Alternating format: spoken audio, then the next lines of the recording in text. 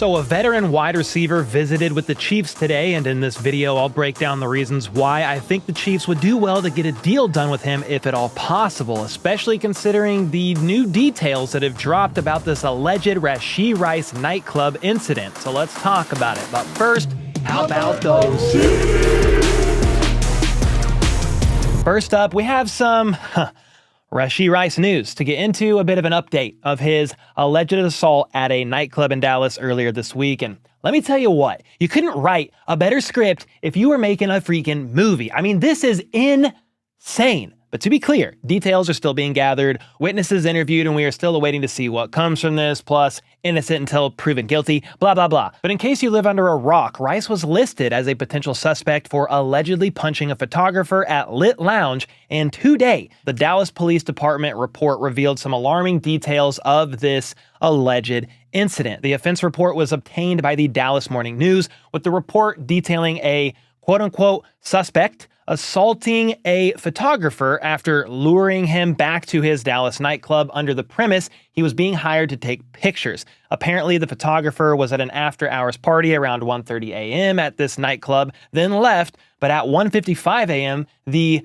suspect messaged the photographer on Instagram and asked him to return. The suspect that they keep just simply calling suspect, by the way, is being listed as Rashee Rice, with law enforcement officials telling Dallas Morning News, and then Stephen Dial, I believe is his last name, of Fox 4. He had sources that also confirm the alleged suspect is Rashee Rice, with the description outlined in the document matching his age, height, and weight. The document goes on to say the suspect, but for now, I'm just going to put Rice's name in there since he is the alleged suspect. Hopefully, it's not him, but this is just rolling with the punches here. So, Rice allegedly messaged this photographer on Instagram asking him to return to the nightclub, and this is where things get just weird as hell. I'm not gonna lie. Apparently, the photographer believed Rice wanted to hire him to take pictures, and when he returned, he was made aware of where Rice was at by other members of his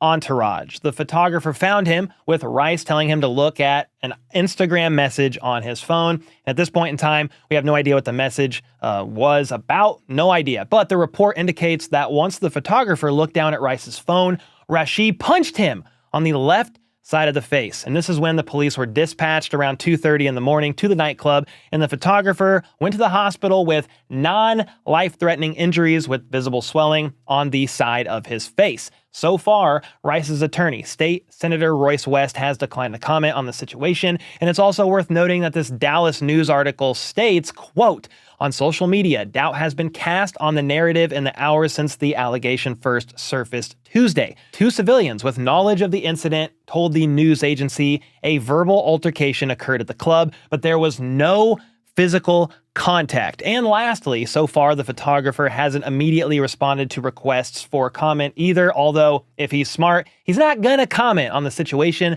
without proper legal representation. Okay, so as of right now, there's a situation, and it's one of the oddest things I have ever read. I mean, Rice is already in legal trouble as it is, so what on earth could possibly make him message this photographer to come back to the nightclub at 2 or so in the morning, luring him back just to punch him square in the face? It seems like an extremely foolish thing to do, and if true, I do fear for his future on the Kansas City Chiefs, at least in a worst-case scenario situation.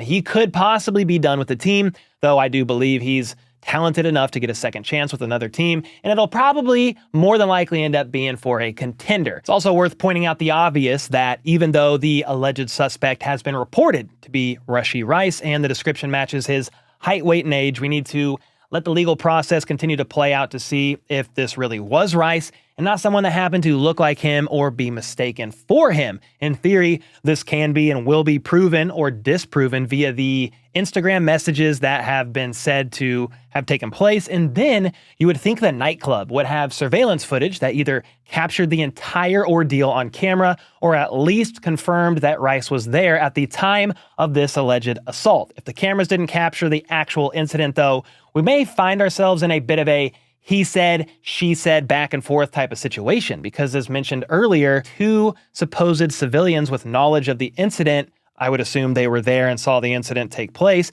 said there was a verbal altercation at the club, yes, but there was no physical contact that occurred, which obviously contradicts what the photographer is saying. If that's the case, the police are going to have to work through the whole swelling on the left side of the cameraman's face and how that even came about. All in all, this situation is honestly absolutely insane, and I'm ever so curious to see what comes of this down the road. With that being said, Drew Davenport, a practicing defense attorney of 23 years, weighed in on this situation prior to the police report coming out. Okay, so it was yesterday, but there were still some details from this case, just not this detailed. And I find what he had to say, given his level of experience with this stuff, worth mentioning. He said the charges Rice is facing, and I believe these particular charges he's referring to is from the car crash situation. And he goes on to say, quote, "My gut continues to tell me that the steady drip of bad stuff coming out is not great for whatever suspension is coming. The other important factor is that often the little drips and leaks are because sometimes things are on fire behind the scenes, but we are only seeing the smoke.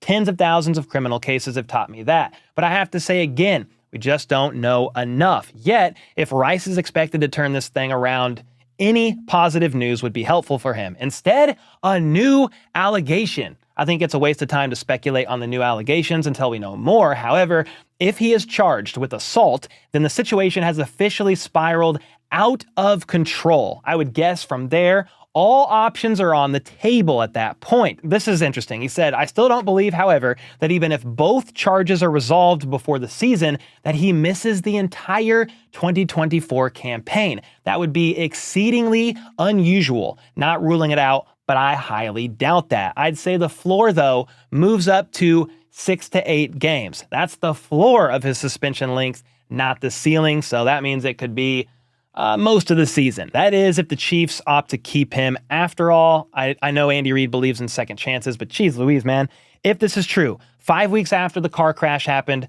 Rice does this. I mean, this is unreal. But I guess that's where I'll pass the question off to you guys. What do you make of all of this so far, and what are your current thoughts on the situation? Let me know either way in the comments down below. All right, next up, free agent wide receiver Zay Jones was scheduled to visit with the Kansas City Chiefs today, making this the 4th team he's visited with since recently being released by the Jags. He's visited with the Titans, Cardinals, and Cowboys as well so far. And the Titans filled that receiver need when they signed Tyler Boyd earlier this week. So that leaves 3 teams left at least that he's visited with, and I know I'm biased, but if I had to choose between the train wreck known as the Cardinals, the overhyped Cowboys that don't know how to win a playoff game to save their lives, or the back-to-back defending Super Bowl champs, this is a no-brainer if I'm Zay Jones, who has yet to win a Super Bowl ring himself. Of course, it's also about making some money, which definitely will play into the equation, but as you will see here in a bit, I think it's a real possibility that Zay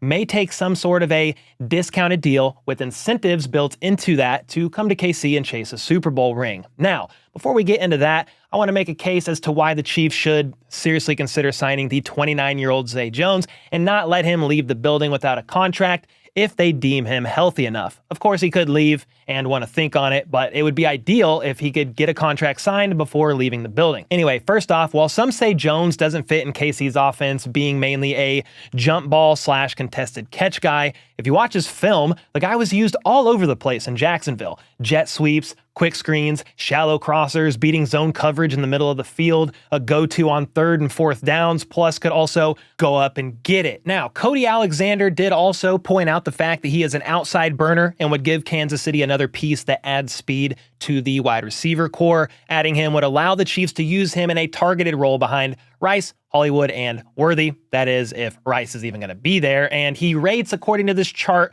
right above Kadarius Toney for what that is worth. He's not a big yak guy, but did rack up 327 yards after the catch in 2022, a much better season by far for him than 2023. And we'll get into that 2023 season here soon because there's a reason the Jags moved on from him, plus another potential reason for an off-the-field issue. But if you look at Zay Jones for what he could be in the Chiefs offense, a wide receiver 4-ish that could be a reliable target for Mahomes or step up if even more injuries occur, this would be a great signing for Kansas City at the right price. I mean, this is why I've been saying KC should consider signing a reliable vet, because if Rice gets suspended, I mean, we have to wait and see how this situation plays out, but it's looking wild over there in Riceland at the moment. But if he gets suspended, sure, you have two dogs in Xavier Worthy and Hollywood Brown, though Worthy is technically unproven at the NFL level being a rookie. But who is your third option after that? Kadarius Toney, guy can't stay healthy, can't stay on the field. Sky Moore,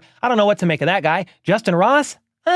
None of those guys have proved they can stay healthy throughout the year, or even, if healthy, contribute at a quality or above average level. There is Justin Watson, though. He was solid and has a role he can play in the offense, but it's not as vast and dynamic of a role compared to what someone like Zay Jones could offer. He's not fully a Rice replacement either, not being used out of the slot as much as Rashee, but at this point in free agency, you aren't going to find a receiver out there that is him, yet also be able to sign him on a pretty team-friendly deal. The upper echelon guys in free agency are already gone, but Zay Jones, recently released by the Jags, has shown in recent years he can produce at a pretty decent level. He had 47 catches for 546 yards and a touchdown with the Raiders in 2021, 82 catches for 823 yards and 5 scores for the Jags in 2022, though he is coming off of a rough 2023 season due to injuries. So yeah, an obvious concern here about Zay Jones would be his overall health, which is something KC will definitely be taking a look at today during his visit.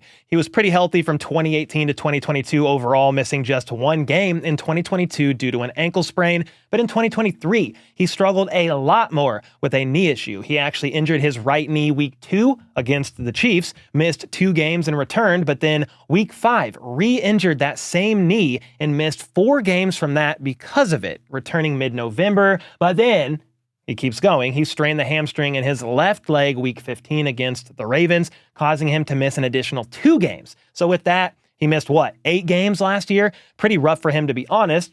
But for what it's worth, he did return after that hamstring injury, playing in the Jags' final game, catching 6 passes on 9 targets for 47 yards in the Jags' 20-28 loss to the Titans. Now, I found it interesting that even with those 8 or so games missed, he still finished 5th on the team with 321 yards and 2 touchdowns, which in the grand scheme of things isn't a ton of production. I get it. But if you compare those stats to the Chiefs' wide receiver room last year, that is still more receiving yards than Kadarius Toney, more than Sky Moore, and even more than MVS, who was getting paid like $11 million last year and played in 16 games. So Zay Jones had more production than MVS, playing in literally half the amount of games. Meanwhile, Zay's cap hit last year was only $4.3 million in comparison. Now, the Jags released him after 2 years on April 30th, just 10 or so days ago, to save $4.18 million in cap space, but did take on $6.57 million in dead money to do so. That means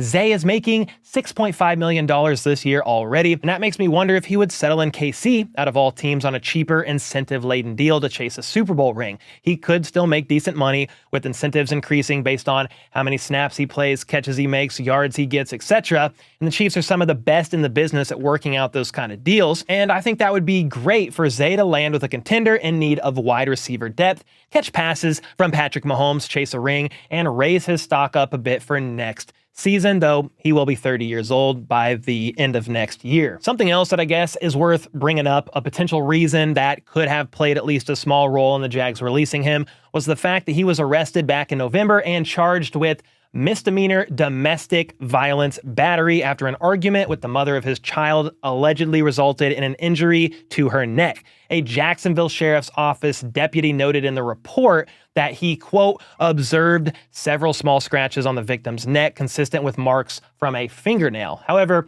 the reason why I say it only played potentially a small role in his release is because on March 13th of this year, that misdemeanor domestic battery charge was dropped and his case was closed after the evidence was reviewed and the assistant state attorney declined to prosecute him. So yeah, going through stuff like this is never the best look. And if that makes some of you nervous, given there's already one receiver going through enough legal trouble, I get it, I understand. But I think it's best to look at Zay's recent case as innocent until proven guilty, and the evidence, or lack thereof, revealed there wasn't enough to go on and those charges were dropped, so he is in the clear. That's why I think we've got to let that one go, trusting in the legal process, though of course, it's never, ever perfect. Anyway, with all that being said, there's my reasons as to why the Chiefs should sign Zay Jones, in spite of him being 29, the recent off the field quote-unquote issues that resulted in the charges being dropped, and also in spite of his injury issues last year. This is a guy you can take a calculated risk on that isn't going to break the bank and could be a reliable veteran depth piece for Patrick